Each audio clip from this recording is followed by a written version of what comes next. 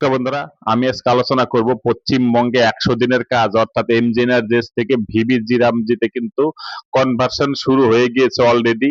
অর্থাৎ 1 জুলাই থেকে কিন্তু ভিবিজি রামজিত থেকে 100 দিনের কাজ ফুল ফেজে শুরু হবে পশ্চিমবঙ্গে। পশ্চিমবঙ্গকে সেন্ট্রাল কত টাকা অ্যালোকেশন দিল, তাছাড়া পশ্চিমবঙ্গের মাননীয় মুখ্যমন্ত্রী শুভেন্দু অধিকারী ভিবিজি রামজি নিয়ে কি বললেন, কিভাবে তিনি উদ্বোধন করলেন, সমস্ত বিষয় আজকে আপনাদের দেখাবো। তো চলুন দেখে নিই বিস্তারিত হবে। তার আগে বলে রাখি, যদি চ্যানেলটিতে নতুন হয়ে থাকেন তাহলে অবশ্যই চ্যানেলটিকে সাবস্ক্রাইব করবেন, ভালো লাগে লাইক কমেন্ট শেয়ার করতে একদম ভুলবেন না। আর আপনারা যদি চান 100 দিনের কাজ সম্পর্কে বিস্তারিত ভাবে জানতে, তাহলে পরে অবশ্যই চ্যানেলটিকে সাবস্ক্রাইব করে রাখবেন, কারণ আমার চ্যানেলটিতে নতুন নতুন ভিডিও আরো আসতে চলেছে। সেজন্য বলছি অবশ্যই লাইক কমেন্ট আর শেয়ার এবং সাবস্ক্রাইব করে রাখবেন। তো চলুন দেখে নিই বিস্তারিত হবে। আপনারা এখানে দেখতে পাচ্ছেন যে বলা হচ্ছে বাংলায় ডাবল ইঞ্জিনের শক্তি প্রদর্শন কে করলেন, মাননীয় মুখ্যমন্ত্রী শুভেন্দু। চালু করলেন ভিবিজি রামজি। একটি খুশির খবর যে পশ্চিমবঙ্গে এই 100 দিনের কাজ অর্থাৎ যে এমজিএনআরজি যেটা ছিল সেখানে থেকে আপনারা জানেন এখন ভিবিজি রামজি চালু হবে 1 জুলাই থেকে।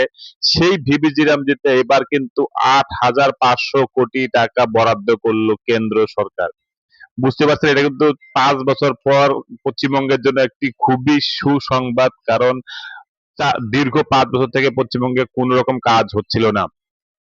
পশ্চিমবঙ্গে বিজেপি নেতৃত্বাধীন সরকার শপথ নেওয়ার 1 মাস পর কেন্দ্র রাজ্যটির জন্য ভিবিজি রামজি প্রকল্পের অধীনে 8,500 কোটি টাকা বরাদ্দ করেছে। এই প্রকল্পের বিরুদ্ধে পূর্ববর্তী মমতা বন্দ্যোপাধ্যায় সরকার আপ্রাণ লড়াই চালিয়েছিল, কিন্তু তারা কিন্তু টাকা আনতে পারেনি এবং তারা কিন্তু কোর্টে কোন রকম কেসও করেনি। আমরা সেগুলো কিন্তু দেখেছি। 100 দিনের কাজের তহবিল স্থগিত করা নিয়ে তৃণমূল কংগ্রেস সরকার বারবার কেন্দ্রের সঙ্গে সংঘাত করেছিল। গত বছর এই 100 দিনের কাজের প্রকল্পের জায়গায় ভিবিজি রামজি প্রকল্প আনা হয়। বিজেপি নির্বাচনে জেতার পর দলের নেতারা বলেছিলেন যে কয়েক দশকের মধ্যে এই প্রথম রাজ্যবাসী ডাবল ইঞ্জিন সরকারের সুবিধা উপভোগ করবেন। সোমবার পূর্ব মেদিনীপুর জেলার নন্দীগ্রাম থেকে রাজ্যব্যাপী জনকল্যাণ শিবির কর্মসূচি সূচনা করার সময় মাননীয় মুখ্যমন্ত্রী শুভেন্দু অধিকারী মহাশয় বলেন, এই প্রকল্প গ্রামীণ পরিবারগুলির জন্য 125 দিনের কর্মসংস্থান সুনিশ্চিত করবে। অধিকারী জানান, 15 জুন থেকে 17 জুন পর্যন্ত আয়োজিত প্রায় 1100টি জনকল্যাণ শিবির, যেখান থেকে প্রায় 54টি কেন্দ্রীয় এবং রাজ্য সরকারি প্রকল্প থাকবে এবং সেখানে মানুষ কিন্তু সুবিধা ভোগ করতে পারবে। আজকে এই জনকল্যাণ শিবিরের লাস্ট দিন। আপনাদের যদি এখনো পর্যন্ত কোনো প্রকল্পের সুবিধা পেতে চান তাহলে আজকেই কিন্তু আবেদন করুন। মুখ্যমন্ত্রী আরো জানান, 2025 সালের ডিসেম্বরে কেন্দ্র মহাত্মা গান্ধী জাতীয় গ্রামীণ কর্মসংস্থান গ্যারান্টি আইন 2005 প্রতিস্থাপন করতে বিকশিত ভারত গ্যারান্টি ফর রোজগার অ্যান্ড আজীবিকা মিশন গ্রামীণ অর্থাৎ যেটা ভিবিজি রামজি সেটা চালু করে। এই পদক্ষেপের কিন্তু তীব্র সমালোচনা করেছিলেন তৎকালীন মুখ্যমন্ত্রী মমতা বন্দ্যোপাধ্যায়। নতুন এই প্রকল্প যে গ্রামীণ এলাকায় কর্মসংস্থান প্রদানের লক্ষ্য রাখে, তা কাজের দিনের সংখ্যা আগের 100 দিন থেকে বাড়িয়ে 125 দিন করেছে।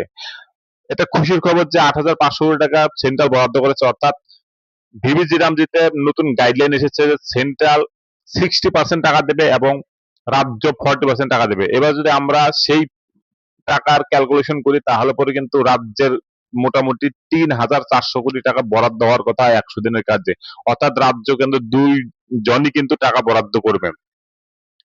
এবার বলে রাখি, বিজেপি নেতৃত্বাধীন কেন্দ্র সরকার যা 2022 সালের 9 মার্চ বাংলায় 100 দিনের কাজের তহবিল বন্টন স্থগিত করেছিল। তাদের দাবি এটি রাজনৈতিক উদ্দেশ্য প্রণোদিত ছিল না, বরং কেন্দ্রের অডিট বা নিরীক্ষায় আর্থিক অনিয়ম ধরা পড়ার পরেই কিন্তু এই পদক্ষেপ নেওয়া হয়েছিল।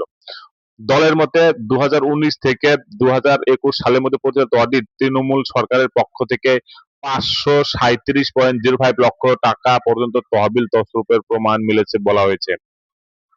আগের অভিযোগের পুনরাবৃত্তি করে অধিকারী বলেন, পূর্ববর্তী সরকারের আমলে সুবিধাভোগীদের ডেটাবেসে অনিয়ম ছিল এবং বর্তমান সরকার জনকল্যাণ প্রকল্পগুলির প্রকৃত বেনিফিশিয়ারিদের চিহ্নিত করতে চায়।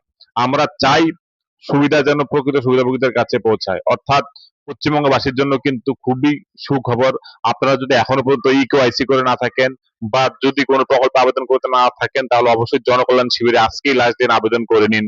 কারণ ১০০ দিনের কাজ কিন্তু এখন ফুল ফেজে শুরু হয়ে যাচ্ছে প্রত্যেকটা গ্রাম পঞ্চায়েতে, এবং সবাই কিন্তু এর সুবিধা পাবেন।